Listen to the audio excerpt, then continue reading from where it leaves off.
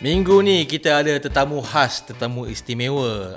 Selamat datang Profesor Emeritus Datuk Paduka Dr. Hashim bin Musa. Ya, saya. Selamat datang ke 360K. Ini podcast saya. Terima kasih kerana sudi meluangkan masa. Prof, boleh ceritakan sikit latar belakang, your background kepada 360K? Okey, insyaAllah. Terima kasih Zain. Saya orang Kelantan lah. Lahir di Kelantan tahun 1945. Masa tu Jepun dah habis. Jepun dah tamat? Dah tamat. Jadi setelah kita dilahirkan.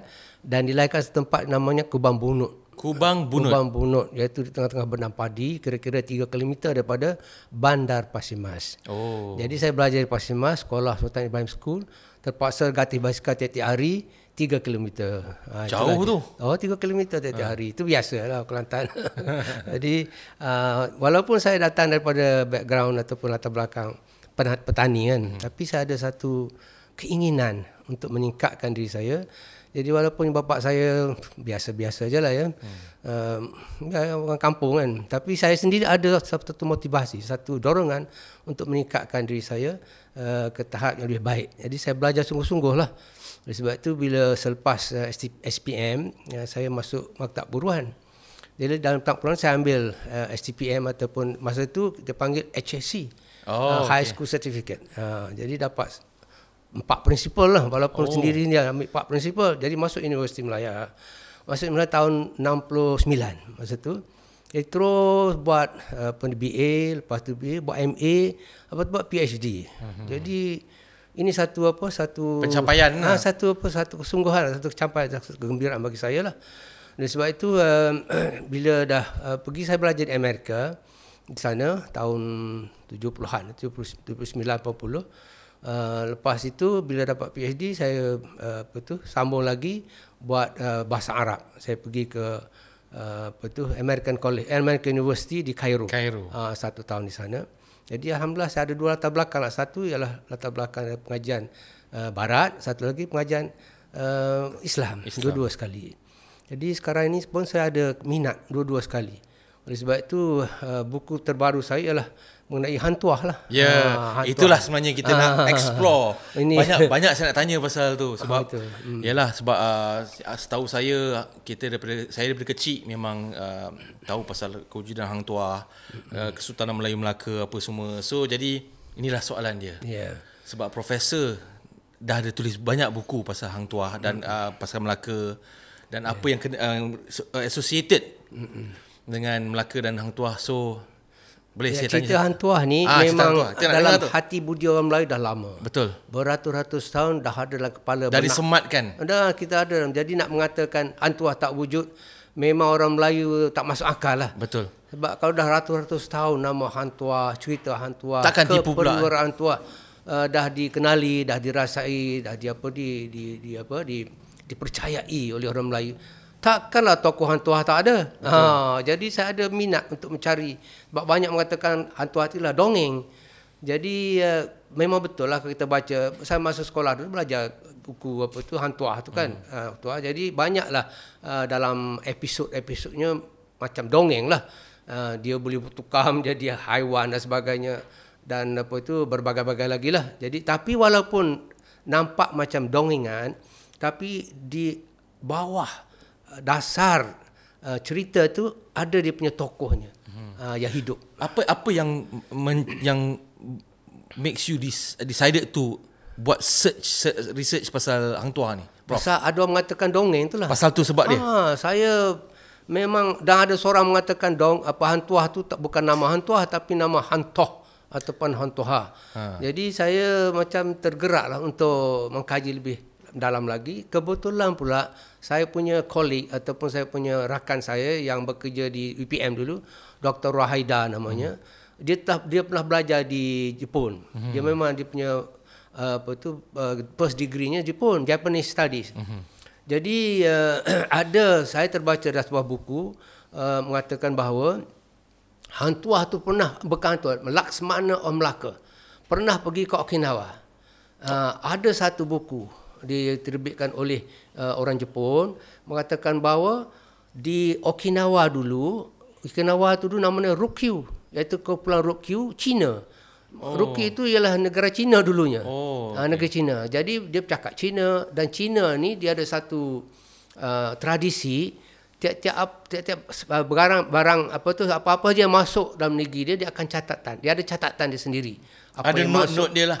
dia ada satu dia panggil chronicle dia, ataupun sejarah negara dia. Dia panggil rekedahuan. Itu dia panggil chronicle, ataupun state chronicle, ataupun satu catatan sejarah negara dia, rekedahuan.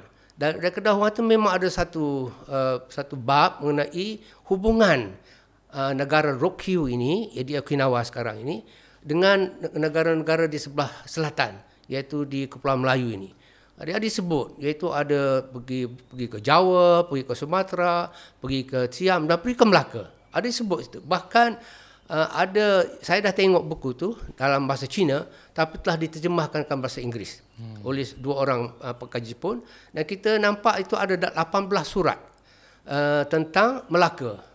Jadi 11 surat daripada Jepun, dan yang lebih tu daripada Melaka ke Jepun. Dan memang tiap-tiap surat tu ada 3 surat yang saya kaji dia daripada Laksmana of Melaka. Laksmana of Melaka. Jadi dia tak sebut nama Hang Tuah lah, tapi Laksmana Melaka, dan ada tarikh dia sekali. Itu yang hebatnya. 1480, 1481.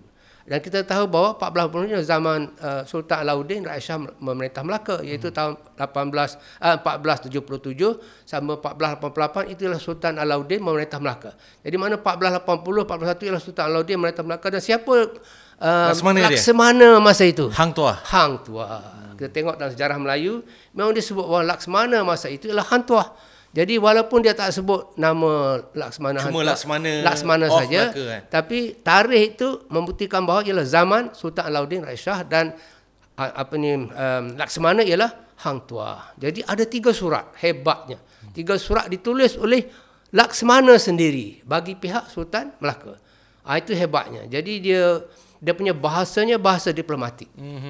Jadi dengan sendirinya bahawa ini ialah kalau kita nak buktikan satu tokoh atau satu event itu ada dalam sejarah, kita mesti cari dia punya primary data, atau data utama dia lah, atau primary. Maksud primary data ialah data itu wujud pada zaman dia, pada zaman hidupnya tokoh itu. Jadi kalau ada surat 1480, 1481 ialah zaman Hang Tuah. Betul. Itu satu. Jadi oleh sebab itu ini memberi satu bukti yang nyata bahawa ada seorang tokoh bernama Laksmana daripada Melaka, dan walaupun tak sebut nama Hang Tuah, tapi kita boleh telusuri sejarah Melayu, ikut date kan, ikut tarikh-tarikh tarikh-tarikh tadi, bahawa masa itu adalah zaman Sultan Alauddin Raja Shah, dan Laksmana di Melaka ialah Hang Tuah. Ini bukti yang paling jelas.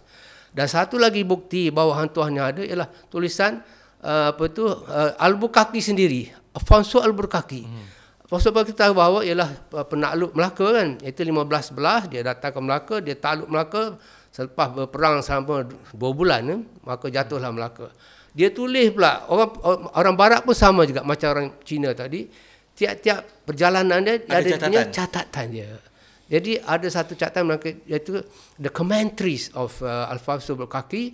Dia tulis itu bahawa ada seorang tokoh, dia tak sebut nama, tapi dia sebut Laksmana. The Laksmana of Melaka, the Admiral of Melaka, umurnya 80 tahun. Ada disebut. Dan dia mempunyai 3 sifat yang unggul. Satu ialah ilmu yang tinggi, lepas tu dia punya keperiwiraan yang tinggi, dan satu lagi lah dia punya kemasyhuran yang tinggi. 3 sifat ni. Siapa dia kalau tidak Hang Tuah? Yeah. Dan umurnya 80 tahun. Pada masa tu 15 belah 80 tahun. Memang ada Laksmana yang lain, iaitu sebelah Hang Tuah dah tua, dia letak jawatan barangkali lah. Tapi lepas dia tu ada Laksmana Khoja Hasan. Takkan Laksmana Khoja Hasan umur 80 masa itu, tentu muda lagi, mungkin 30, 40. Jadi siapa yang umur 80? Hang Tuah. Hang Tuah. Oleh sebab itu Albuquerque mengatakan, dan sifat dia yang paling penting 3 sifat tadi. Siapa lagi kalau tidak Hang Tuah? Dia punya ilmunya tinggi, keperiwaannya tinggi, kemudian orang yang namanya sangat dipanggil termasyhur. Ini Hang Tuah. Jadi Kalau 15 umur 80 tahun, bermakna dia lahir bila? 1431. Jadi makna masa dia pergi ke Rokyu, umurnya ialah 50 atau 49 tahun. Lebih, ya. Dan yang aneh sekali, Zain, ialah dalam buku Hikayat Tuah itu, Hikayat Tuah tu kita dah tengok, kita dah baca di sekolah dulu, ada tarikh. Satu-satunya tarikh iaitu semasa Hang Tuah pergi naik haji ke Mekah. Ada tarikhnya. Iaitu tarikh ialah dia punya persamaannya 1481 Masih. Dan memang ada dia punya tarikh dalam hijrahnya. Pada masa tu umur dia mungkin dalam 60 macam tu, ya? Tak, bukan 1481, umur dia 50 lah. 50. Jadi bermakna selepas dia balik daripada Rukyu, akhir tahun 7 dia pergi naik haji. Dia pergi naik haji. Dia haji dalam rangka pergi mana? Pergi ke Istanbul. Sebab apa? Sultan Melaka dia dah tahu Portugis akan datang, orang Barat akan datang menyerang mereka, maka Sultan Melaka hantar Hang Tuah pergi ke Osmaniyah, iaitu apa tu? Ottoman Empire. Empire itu Empire Osmaniyah, iaitu Empire Islam, untuk beli Maryam ataupun senapan di sana. Jadi dia hantar Hang Tuah. Dia Hang Tuah pergi, sambil dia pergi dia berhenti ke Mekah Madinah untuk menunaikan haji. Ada tarikh dia. Itu yang hebat dalam Hikayat Hang Tuah, ada tarikh. Itulah satu-satu tarikh yang ada. Tapi saya punya soalan, Zain, bagaimana sampai Istanbul? Kalau daripada Jeddah pergi ke Mesir pula. Macam mana masa tu Suez Canal belum ada lagi. Betul. Macam mana sampai ke Istanbul? Suez Canal ada beratus tahun selepas itu. Tahun 1920-an, baru 18 akhir 18. Akhir 18 baru terusan Suez. Macam mana sampai ke Istanbul? Dia tulis pula tu, dia akan pergi ke Sungai Nil. Dalam Hikayat Tuah. Semuanya melalui... Ada saya terfikir macam mana sampai. Saya buat satu kajian. Okay. Saya duduk Mesir dulu. Saya duduk di Kairah dulu. Di Kairah tu dia banyak terusan-terusan. Daripada Sungai Nil tu dia akan buat terusan untuk mengairi ladang-ladang gandum dan sebagainya. Jadi masa Fir'aun mereka dah buat terusan daripada Sungai Nil pergi ke Laut Merah.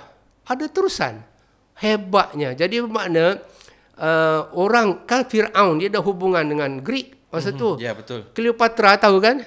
Cleopatra tu dia punya suami ialah Julius Caesar. Ya, Caesar. Julius Caesar ke wallah, tapi maknanya orang Rom lah. Macam mana dia sampai ke Rom? Kemudian pergi ke Kairah pula tu. Jadi rupanya pada zaman Fir'aun dia dah buat terusan. Maknanya teknologi pada zaman tu dah advance lah sebenarnya. Terusan. Orang Fir'aun kan macam mana boleh buat piramid tu. Saya duduk kat Mesir tu, saya tengok piramid tu. Piramid tu macam mana dia buat piramid? Dia bukan semen. Piramid tu dia buat batu, dia susun batu. Satu batu tu berapa tan. Jadi batu tu ada satu bukit dekat dengan Kairah tu. Dia bawa daripada situ, bawa sampai ke Giza. Itu kan piramid tu di Giza. Dan dia susun batu satu demi satu sampai ke atas. Macam mana dia buat tu? Kalau tidak ada engineering feat yang tinggi. Jadi kalau setakat piramid kita boleh buat macam tu, apatah lagi kalau terusan. Terusan boleh saja. So kita nak tahu terusan tu maknanya Hang Tuah pergi ke Ottoman. Pergi, memang dia sebutlah Hang Tuah, dia kata, wahai Jurumudi, dia kata kamu beloklah kapal ini untuk pergi ke Sungai Nil. Saya fikir macam mana pergi Sungai Nil daripada Laut Merah kan. Rupanya ada terusan. Daripada Laut Merah tu terusan sampai ke Sungai Nil. Dari Sungai Nil terus ke Laut Mediterranean. Jadi itulah dia pergi daripada Laut Merah pergi ke Sungai Nil, terus ke Mediterranean dan terus ke Istanbul. Itu dia sampai ke Istanbul. Itulah cerita. Jadi bagaimana Hang Tuah ini mempunyai satu kebolehan yang amat tinggi, iaitu satu ialah kepribadian yang tinggi yang disebut oleh commentaries of Al-Bukhari tadi. Dan juga diplomasi yang tinggi, dan juga sambil dia pergi dia bawa barang-barang untuk berdagang. Jadi dia juga pedagang. Pedagang. Dia panggil international trade atau maritime trader. So Prof, soalan saya, Sultan Alauddin minta Laksamana Hang Tuah untuk pergi ke Ottoman Empire di Istanbul. Atas sebab apa? Berdagang pasal beli meriam lah maksudnya. Okey, beli meriam. Benarnya masa itu dia dah dengar bahawa Portugis ataupun Sepanyol akan datang untuk menyerang. Memang dah ada satu serangan-serangan pergi ke Afrika kan. Jadi dengan sendirinya mereka ada satu keinginan untuk menjaga keselamatan mereka. Sebab memang pada zaman tu Ottoman Empire memang ada antara meriam-meriam yang terbaik di dunia. Memang kalau kita tengok dia punya kebolehan engineering dia ataupun kebolehan kejuruteraan sangat tinggi. Dia boleh buat meriam besar-besar. Jadi dia hantuah sampai dia sampai Istanbul. Dia beli kira-kira 400 biji meriam di Istanbul. Dengan Ottoman Empire lah. Dan dia pergi dengan kapal, dia armada. Kira-kira 400 buah kapal. Ramai. Ramai. Sambil buat haji, 40 buah kapal. 40 buah kapal. Itu macam nak pergi perang tu, Prof. Satu armada. Kalau 400 tu. 40 buah kapal. Dia pergi ke Jeddah, lepas tu Jeddah pergi ke Kahirah, pergi ke Mesir. Kemudian terus ke Laut Mediterranean sampai ke Istanbul. Di Istanbul tu dia beli, lepas tu bawa balik ke ni. Dan dia pergi dan Laksamana Hang Tuah menunaikan haji jugalah pada masa yang sama. Belum tu buat haji lah.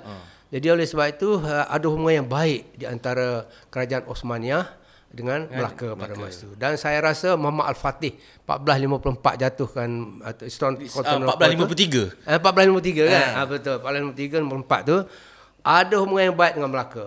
Saya rasa sebab masa itu Sultan Mansur Shah menjadi pemerintah Melaka. Saya ada hubungan yang baik. Saya rasa ada surat menyurat antara Ottoman dan juga dengan Melaka ada. Bahkan lepas itu bila Aceh naik memang ada hubungan baik antara Osmaniyah dengan Aceh tu. Ya memang ada hubungan. Kalau kita baca pasal Sultan Abdul Hamid II itu pada tahun 18 something sampai ke 1900 lah. Memang sebab Ottoman kan khalifah Islam pada masa tu. So dia menjaga setiap negara-negara Islam. Sahabat-sahabat mereka macam India, Aceh memang ada mention. Betul. Tapi sebab Melaka masa tu dah tak ada dah. Ya betul. Kerajaan jadi Melaka dah tak ada. Kalau zaman Al-Fatih 1453 logik tu saya rasa logik. memang ada hubungan baik dengan Melaka.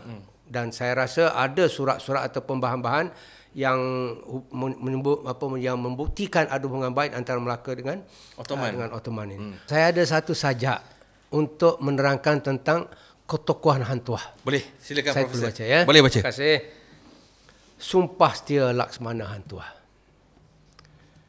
Sekali merangkuh dayung, tiga buah pulau terlangsung. Sekali mengorak pura, 2-3 hutang terlansai.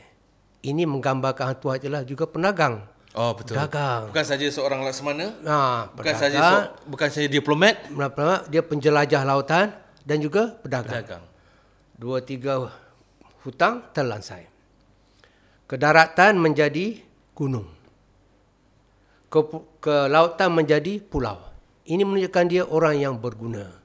Di mana-mana pergi, dia akan digunakan, dimanfaatkan oleh masyarakat dia. Boleh tak kalau saya punya pendapat mengatakan yang Laksamana Hang Tuah ni ikut sunnah Rasulullah? Masya Allah. Dia kan kalau kita baca dari Hang Tuah, umur 7 tahun dia dah baca Quran. Hafiz Quran. Lepas tu belajar Nahu, bahasa Arab. Oleh sebab itu dia mahir dalam pengajian Islam. Dia berdagang macam Rasulullah. Dia jadi Laksamana. Dan kalau baca dalam Hang Tuah, tak ada satu pun yang menjejaskan dia punya moral ataupun etika dia. Tidak bermukah. Memang betul-betul ikut sunnah tu. Masya Allah. Jadi saya rasa dia ni, pendapat saya lah, seorang wali Allah lah. Masya Allah. Bukan saja pahlawan, bukan saja diplomat, bukan saja peniaga, tapi juga orang memegang agama Islam dengan sungguh-sungguh. Sebab itu bila dia kata bila hang jebak menderhaka tu kan, maka dia cakap kepada hang jebak, jadilah orang yang berguna supaya kita mati dalam keadaan Allah redha. Itu dia sebut dalam Hang Tuah. Jangan jadi orang yang meninggalkan benda-benda yang jahat. Itu disebut. Okey, jadi saya baca balik terus ya. Boleh. Okey. Jadi Hang Tuah ni ke daratan menjadi gunung, ke lautan menjadi pulau. Sekali mengorak langkah, pantang undur sebelum tiba. Pantang mengalah sebelum terduga. Pantang mati sebelum bersua. Biar putih tulang, jangan putih mata. Langkah pendekar maruah dijaga. Mengalah tiada dalam dadanya. Berundur tiada dalam langkahnya. kepada Allah jua panjatkan doa. Sumpah setia pahlawan bangsa. Bak kata hang tuah Melayu tak akan hilang di dunia. Itulah sajak mengenai hang tuah, kepribadiannya dan juga kebolehannya. Semua tergambar dalam sajak yang saya sebutkan tadi. Sajak saya lah itu. Okey, baik. Lengkap, dia lengkap. Macam zaman Hang Tuah Sultan Alauddin. Ya. Bendahara dia adalah Tun Perak, betul? Betul. Tun Perak. So, macam mana relationship dia orang ni? Menjaga negara. Oh ya. Dia ada satu kanun Melaka. Kanun Melaka ni adalah satu undang-undang yang mengatur bukan saja pentadbiran tapi juga mengatur dari segi hukum hakamnya, dari segi perlakuan rakyat jelatanya. Ikut syariat. Ikut syarat, memang ikut syarat. Jadi maknanya segala pentadbirannya teratur dengan baik. Dan ada juga pembesarnya. Pembesar itu ada lipat dia. 4, 8, 16, 32. Jadi semua inilah dia punya organisasinya yang sangat tersusun. Sebab itu dan dia punya sultan dia sendiri Alauddin Rakyat Shah tu ialah perwira, seorang pahlawan. Malam-malam dia akan meronda Melaka. Sebab apa Melaka dikatakan masa itu banyak pencuri. Dia meronda dan bila berjumpa pencuri dia akan lawan, bunuh pencuri tu. Jadi maknanya memang ada kita tengok dalam filem Piramli apa semua ada kan benda tu kan. Ada. Jadi Sultan Alauddin Rakyat Shah tu ialah pahlawan. Dan oleh sebab itu Melaka pada masa itu memang teratur dari segi pentadbirannya dan dari segi segala peraturan segala semua diolah dengan baik. Sebab itulah Melaka memang termasyhur di seluruh dunia. Bahkan dalam Tom Perez itu seorang penulis Portugis, dia mengatakan bahawa Melaka ialah satu kota yang paling besar, lebih besar daripada kota-kota yang lain, bahkan boleh lawan dengan Vienna. Di Itali itu kan. Jadi dan dia punya kapalnya setiap hari 1,000 kapal masuk. 1,000 kapal macam Singapura sekarang lah. Kita naik kapal terbang tengok Singapura tu kapal berdurun ke Singapura. Maknanya Melaka dulu tu sebesar itulah Singapura. Barangkali lah. Sebesar itulah, lebih besar maksudnya. Bahkan dia disebutkan bahawa Melaka tu apa? Venice. Venice tadi Venice bukan Venice. Venice of the East. Kan Melaka tu sebab Venice of the East. Okay. Lebih besar pada Venice tadi. Jadi disebutkan bahawa pada zaman Kesultanan Melaka tu penduduk Melaka tu kira-kira 100,000 orang. Dan ada 80 bahasa bercakap di pasarnya. Jadi mana tempat berhimpunnya berbagai-bagai bangsa lah. Ramai pedagang apa semua. Pedagang daripada kawasan Melayu ini juga daripada India, daripada China, daripada Arab pun sama juga. Jadi maknanya Melaka pada masa itu macam Venice lah, Venice of the East katanya. Sebab itu Melaka sangat maju ke depan lah. Dan siapa yang mentadbirkannya? Orang Melayu. Itu orang Melayu. Jadi Melayu masa dulu memang semangat juangnya dari segi kepintarannya, dari segi pasal apa dia pegang kepada agama Islam yang tinggi tadi. Itulah sebab tu saya dah baca tadi bahawa kepada Allah juga kita berdoa dan apa yang berlaku ialah semua dengan tunjuk Allah SWT. Jadi itulah. Jadi sebab itu kita akan bangunkan baliklah bangsa kita ni. Sebab saya ada satu cadangan supaya kita angkat Hang Tuah sebagai wira bangsa Melayu. Maknanya contoh tauladan misali yang kita mesti semaikan dia punya sifat Hang Tuah ni. Ada beberapa sifat Hang Tuah yang sangat unggul. Kita mesti semaikan sifat ni kepada anak bangsa kita. Pertama sekali sifat setia dia. Sangat setia. Pada raja dia, kepada ketuanya. Ini kalau kita nak bangunkan satu negara, kesetiaan itu sangat penting. Kalau semuanya memberontak, mempersoalkan perkara yang macam-macam tu akan timbul satu huru-hara. Ya, taat penting. Penting taat. Taat setia tadi. Kedua ialah dari segi ilmunya. Hang Tuah tu mempunyai 12 bahasa. Dia belajar bahasa Jawa, bahasa Keling dipanggil, bahasa Keling masa tu, bahasa Cina, bahasa Siam, 12 bahasa. Bahasa Arab. Okey Prof, kita bercakap pasal setia, taat setia lah. Sejauh mana kita boleh pergi bila kita nak taat dan setia kepada pemimpin ataupun kepada orang yang sepatutnya? Adakah kalau setakat kalau benda tu betul kita memang kena taat setia lah. Tapi kalau apa yang dibuat itu tidak betul, adakah kita perlu taat setia juga? Jadi setia ni dia ada dua hala lah. Dua hala, maknanya ada reciprocal. Di mana ada apa tu kesalingan. Ketua dan yang diketuai. Ketua dan juga pengikutnya. Mesti ada dua hala tadi. Jadi ketua untuk dipatuhi mesti ada sifat ketuaan yang baik. Mesti ada dia punya apa tu kebolehan, kemampuan, keadilan. Untuk lead lah. Dengan sendirinya dia punya pengikut akan mengikuti, taat setia akan ada di situ. Macam Rasulullah SAW lah. Dia punya sahabatnya sangat setia pada sebab apa? Ada sifat tadi. Sifat keketuaan, sifat kepimpinan, sifat orang yang baik, sifat orang yang amanah, sifat orang yang adil. Ini mesti ada dalam sifat ketua tadi. Barulah akan timbul dia punya pengikut yang akan taat setia kepada ketua. Sampai bila-bila.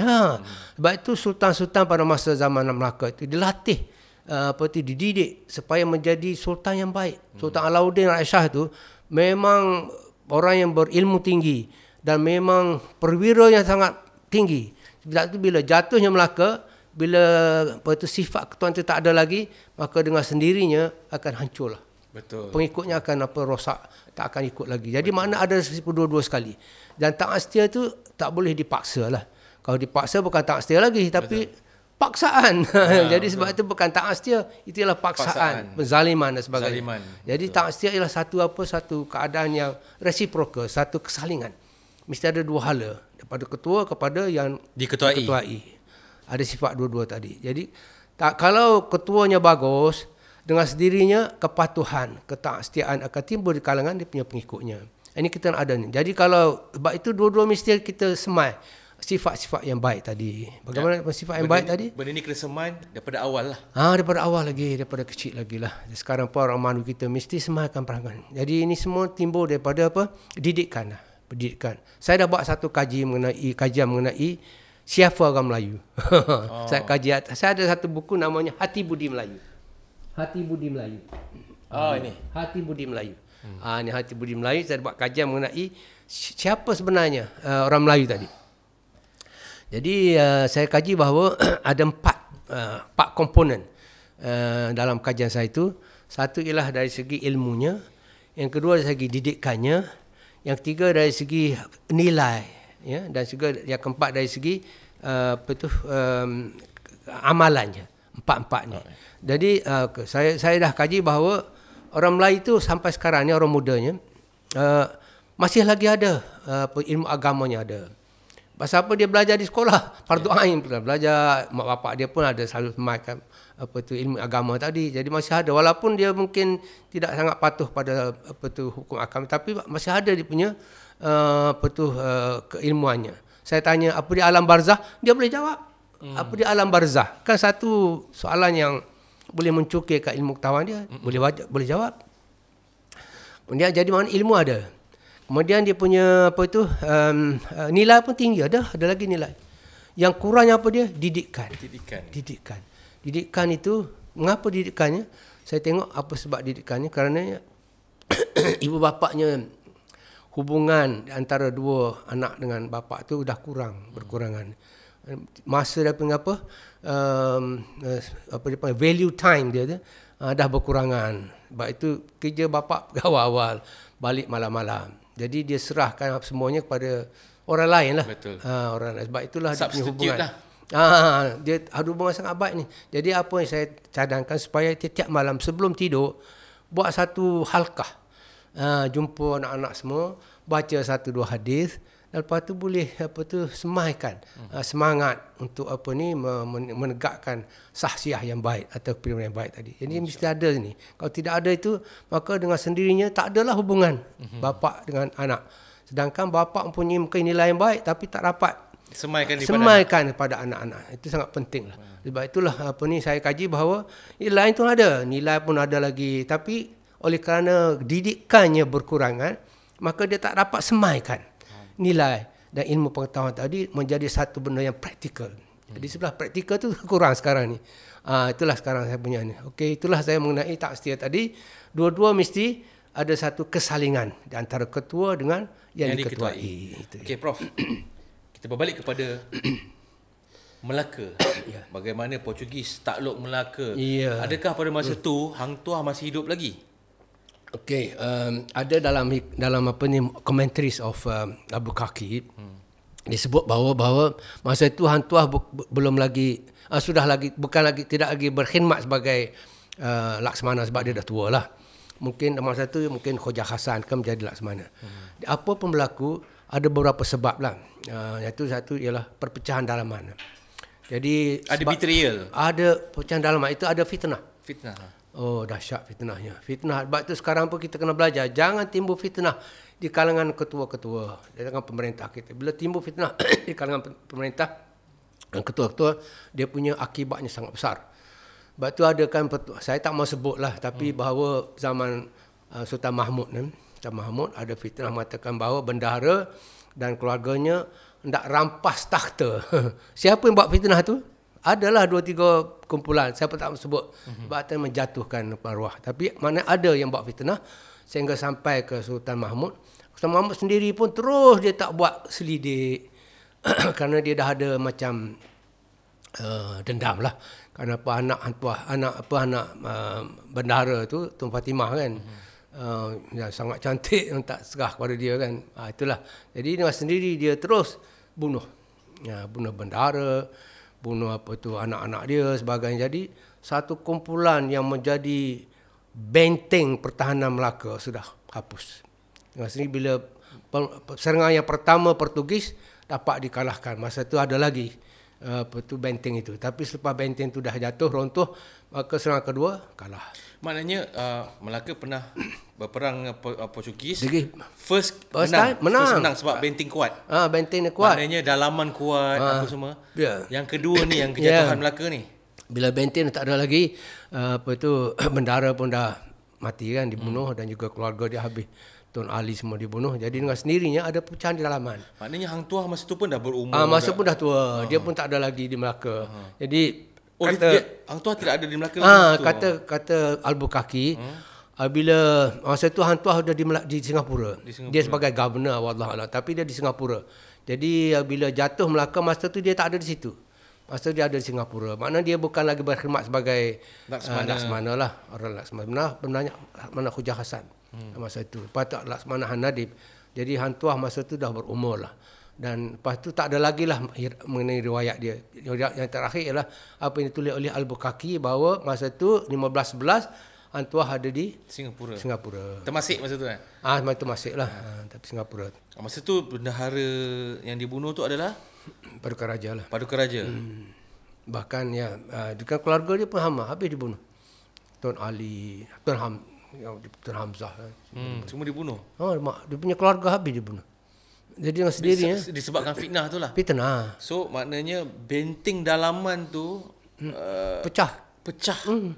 Apatah lagi yang di luar. Maknanya akan lah. Di luar tu dia punya dahsyatnya, kalau mengikut sejarah mengatakan bahawa pedagang-pedagang asing tu sudah bersubhat dengan Portugis. Dah ada deal. Macam-macam sebab lah. Mungkin ada rasuah dalaman kan, orang mengambil banyak cukai dan sebagainya. Dia marah lah pedagang luar. Jadi maknanya bukan saja pecahan di dalam, di luar pun ada juga. Sebab itulah dengan sendirinya Kota Melaka jatuh dalam masa berapa? Berbulan, 1 bulan gitu. Gitulah dia punya peperangan. Jadi sedangkan Melaka tu berapa puluh ribu dia punya askarnya. Yang Portugis datang beberapa buah kapal saja. Jadi macam mana boleh kalah tu? Dia berjaya infiltrate kan? Pecah dua-dua sekali. Dalaman pun pecah, di luar pun pecah. Jadi sendirinya sekejap ajalah hancur. Allahu Akbar. Adakah disebabkan pada masa tu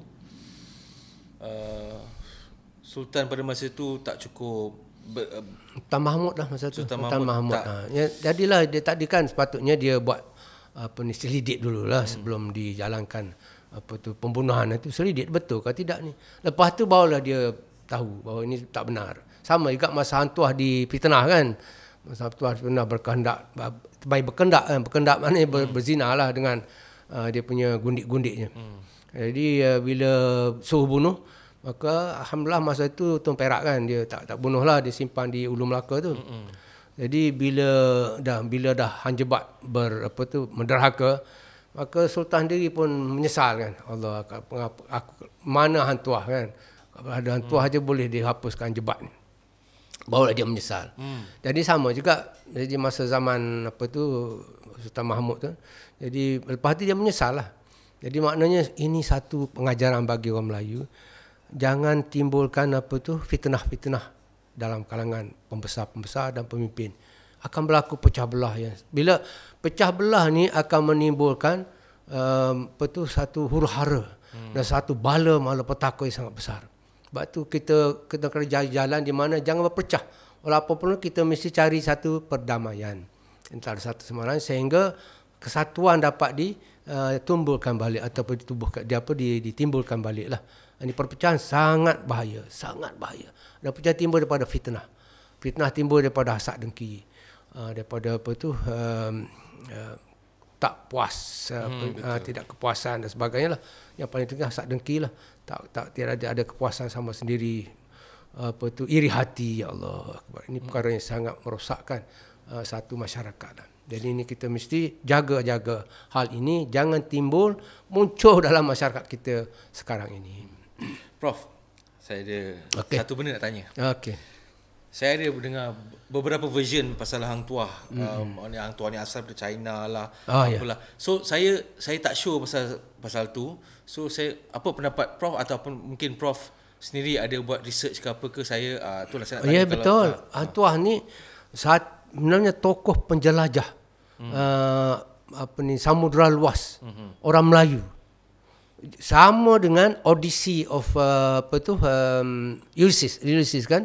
Kalau di Greek mythology Ulysses kan ataupun Odysseus. Dia punya Odyssey dia tu. Hang tuah lebih besar lagi dia punya Odyssey. Sebab apa? Dia pergi 14 buah negara. Sedangkan Odysseus punya Odyssey itu hanya di laut Greek itu saja, di Aegean Sea itu saja.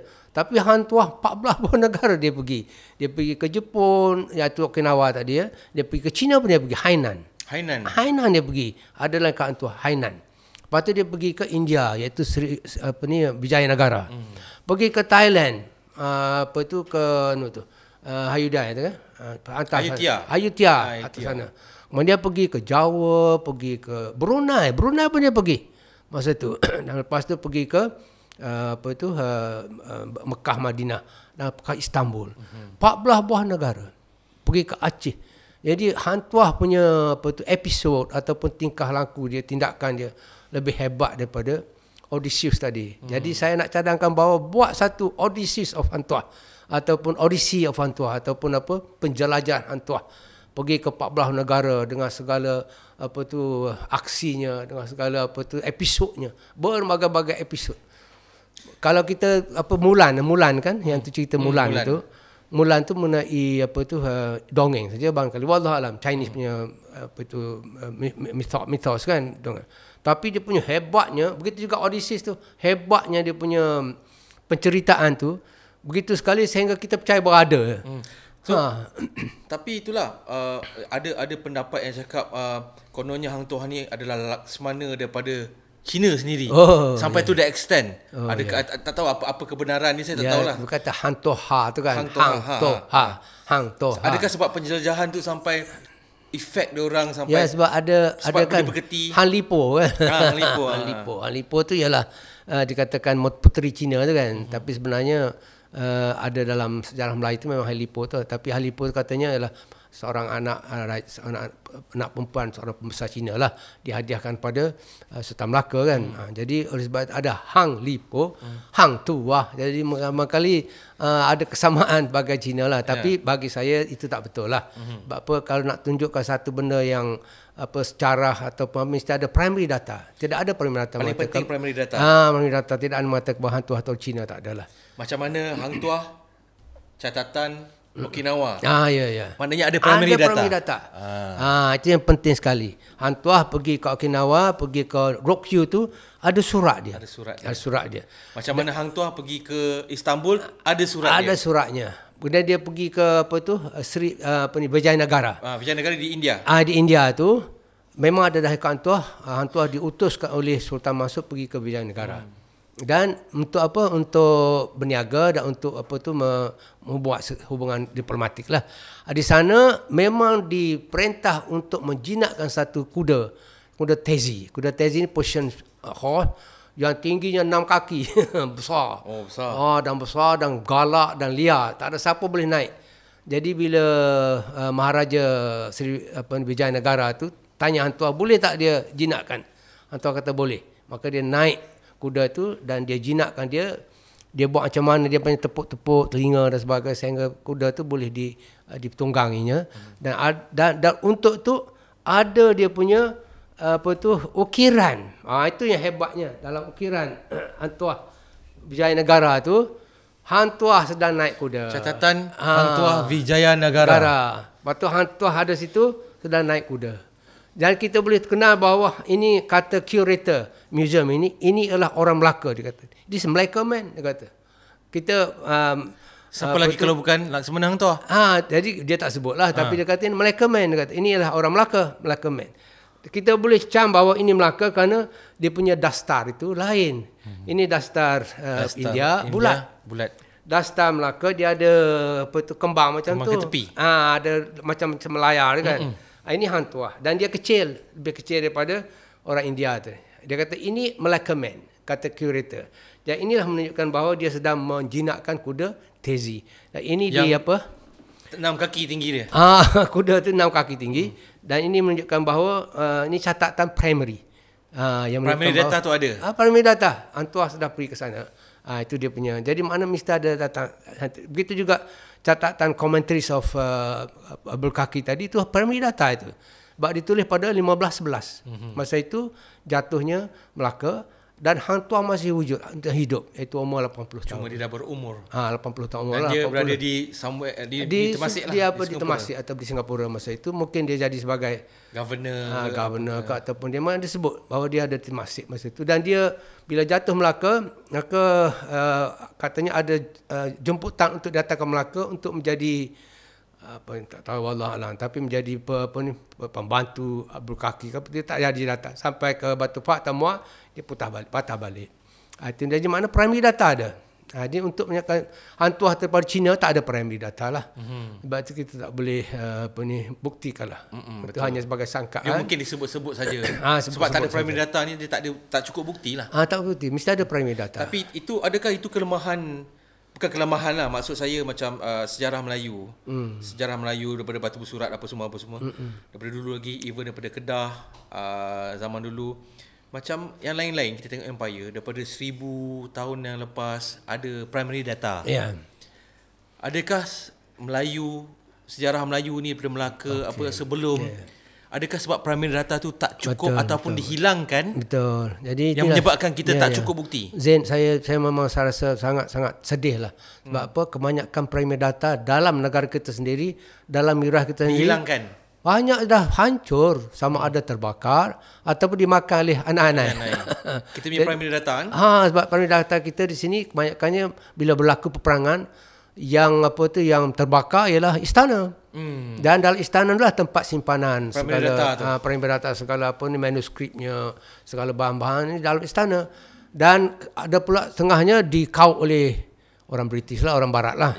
Jadi dibawa bila mereka menaluki satu negara, dia pergi ke istana, apa yang ada istana itu dia dibawa ke Barat. Bahasa Portugis pun sama juga kan? Sama. Ada di archive of Lisbon tu, banyak surat-surat. Saya dah jumpa satu surat di archive itu daripada Sultan Abu Hayat Ternate. Tahunnya 1520 masa itu. 1520 selepas Portugis dah menakluk Melaka dan mereka telah menguasai kawasan inilah. Jadi dia tulis surat kepada King of Portugal daripada Abu Hayat, Sultan Ternate. Ada suratnya dalam tulisan Jawi. Saya dah kaji surat itu. Jadi mana tak ada di Ternate, tapi ada di mana? Di Lisbon sana. Jadi mana kita punya data-data yang penting ni semua daripada kejatuhan Melaka, sebelum Melaka, tak ada lagi. Even Parameswara. Ada primary data. Itulah kita Sriwijaya lah masa tu kan. Sriwijaya paling data kita ialah apa tu batu bersurat lah. Batu bersurat. Batu bersurat ada, batu bersurat ada juga apa di apa tu angkut apa di anu tu di Jawa tu yang besar tu. Itu ada. Borobudur. Borobudur tu orang Melayu yang buat tu. Bukan orang Jawa. Masa tu Jawa tu ditakluk oleh Sriwijaya. Sriwijaya itu Melayu. Jadi yang mendirikan Borobudur itu ialah orang Melayu. Maknanya Sriwijaya selepas tu baru Majapahit. Baru Majapahit. Jadi dengan sendirinya data dalam bentuk manuskrip tu jarang ada lah sebab hancur. Tapi dalam bentuk batu ada. Itu batu bersurat di Terengganu pun ada. Itu kira primary data lah tu. Itu primary data lah. Okey Prof. Okey. Kita duduk cakap pasal primary data lah apalah apa semua. Apa maksud primary data? Okey, primary data maksudnya data itu wujud ataupun dibuat pada zaman hidupnya tokoh itu. Katakanlah kita nak tahu primary data tentang Julius Caesar. Ada koinnya, ada dia punya shillingnya. Tarikh dia sekali Julius Caesar kat situ. Kemudian katalah dia pergi menyerang Visigoth ataupun Eropah sana, ada punya tulisannya. Sekian banyak tulisannya. Jadi itu primary data, iaitu data yang wujud sezaman dengan tokoh itu. Semasa itu hidup. Primary data. Masa hidup. Kalau dah 100 tahun, sebab itulah sejarah Melayu tu ditulis 1526 gitulah. Jadi dah 100 tahun selepas Melaka. Itu kan Melaka jatuh 1620-an gitu. 100 tahun selepas. 100 tahun selepas Melaka. Jadi bila 100 tahun tu ada tokoh tambah, ada dia punya kehilangan, ada tambahan dan sebagainya. Sebab itu bukan primary data lagi. Oleh sebab itu kita tak boleh ambil bulat-bulat, kita kena saringkan dan sebagainya. Sedangkan Antuah punya zaman ialah tahun 14 sampai 15 kan 31 sampai 1511 itu. Masa itulah mesti ada satu data yang wujud pada masa itu. Dan rekedahuan itu wujud pada masa itu. Iaitu 1480 tadi, 1401. Itu dia dengan sendirinya menjadi contoh yang konkret, yang benar, yang boleh kita pegang sebagai menunjukkan bahawa Antuah wujud pada masa itu. Sebab primary data. Sebab primary data tadi. Betul, jadi banyak primary data kita dalam bentuk manuskrip hilang. Okey. Ada beberapa research juga mengatakan masa Alfonso de Albuquerque sebelum dia nak tawan Melaka, dia ada mission untuk menyerang Mekah Madinah, betul Prof? Betul. Saya pun ada. Memang Albuquerque ni dia macam ada arahan daripada Pope dia. Daripada Pope dia masa itu untuk mengkristiankan sebanyak mungkin dunia. Pergi dunia, semua ke seluruh dunia. Dan satu tempat yang dia boleh datang ialah untuk menyerang Islam lah. Jadi Islam pada masa itu di bawah Utsmaniyah kan. Utsmaniyah. Jadi kata Utsmaniyah telah letak dia punya angkatan dia, armada dia di sekeliling Mekah Madinah tu. Sebab tu dia tak boleh masuk. Jadi bila dia tak boleh masuk, dia telah tukar arah, dia pergi ke sebelah barat. Sebelah timur. Di mana tempat sebelah timur yang Islam ada? Di India lah. Maksud India ialah Mughal kan. Mughal itu. Dan juga di Melaka. Dua-dua ni. Jadi sebab instead tu of nak menyerang Melaka, Mekah Madinah, dia nak menyerang ke belah timur pula. Belah timur, sebab dia tak boleh masuk ke Mekah Madinah, dikawal oleh Utsmaniyah tadilah. Dia itu ada disebut sangat dalam buku Albuquerque pun ada disebut tu. Sebab dia ada hubungan yang terus menerus langsung dengan Pope dia. Dengan apa ni, Pope dia lah masa itu. Maknanya dia ada mission lah tu. Dia apa? Mission dia apa? Tiga tadi. Dia datang ke sebelah belah negara lain ni, ada 3 G dia. Gold, Gospel dan Glory. Gold, Gospel dan Glory. Gold ialah kekayaan lah. Memang nak takluk untuk bolok kekayaan mana-mana saya dia pergi. Yang kedua, Gospel untuk mengkristiankan atau mengkristiankan negara-negara ataupun negeri yang lain lah. Gospel. Itu yang ketiga ialah glory. Untuk kebanggaan, untuk kemasyhuran dan sebagainya. 3. Sebab dia ada 3G sampai sekarang pun kita boleh trace, kita boleh telusuri di mana saya pergi. 3 ni. Ada 3. Dia pergi ke apa ni, Amerika kan. Apa tu, Columbus kan. Pergi ke Amerika. Benda sama juga. Benda yang sama. Hebatlah sebab zaman colonization tu, zaman koloni, dia punya missionnya pasal apa? goal, God and gospel tu, glory, goal, God and glory tu. Glory tu ialah untuk mentamadunkan negara-negara yang tidak ada tamadun, uncivilized nation ditukar menjadi civilized nation. Apa makna civilized nation?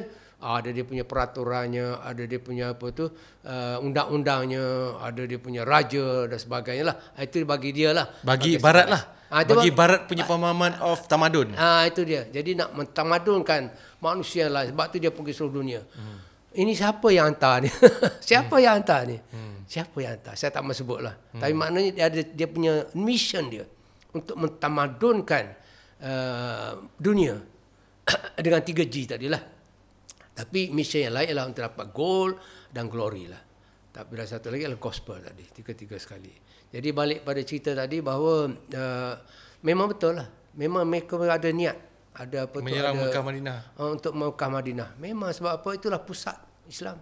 Tapi sudah dikawal oleh armada ataupun kapal-kapal perang Osmaniyah tadi. Sebab itu tak boleh masuk. Jadi dia patahlah pergi ke sebelah timur. India dan dia tengok India kan moral. India di Goa. Lepas Goa dia jatuhkan satu demi satu lah. Lepas tu datang, Melaka lagi besar ni. Datang kat Melaka pula. Datang kat Melaka. Jadi itulah memang betul. Ada dalam sejarah disebutkan itu.